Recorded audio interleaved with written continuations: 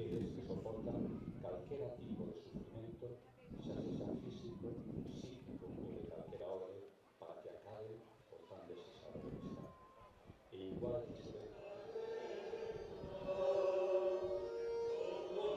contra las armas materiales, Tecla estaba equipada con las armas espirituales, aquellas que había recibido de Jesucristo: amor, confianza, valor, fe, perseverancia, ni el placer ni la crueldad. La fe contra la crueldad humana, nada se consigue con la victoria sobre la carne. Tecla, terriblemente martirizada y atormentada hasta morir, venció por la fe. Hermanos, miramos a los mártires inmolados de Santa Tecla, nos reúne todos los años en este lugar emblemático.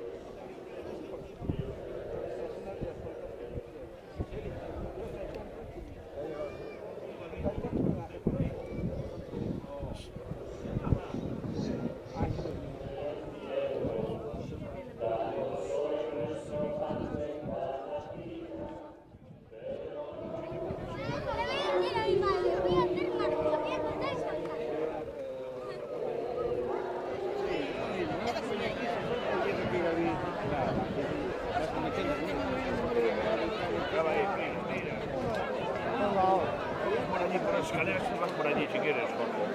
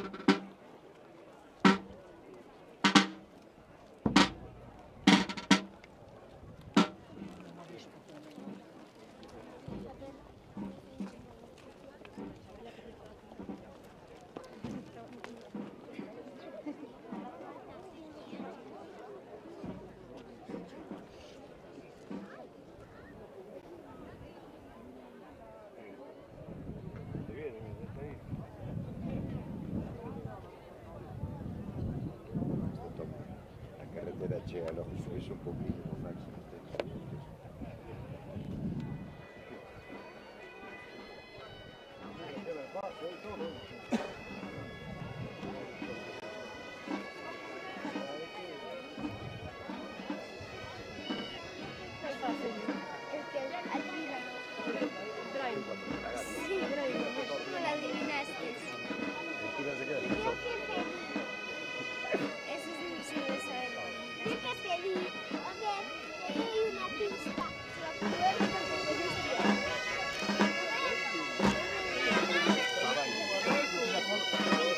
Well,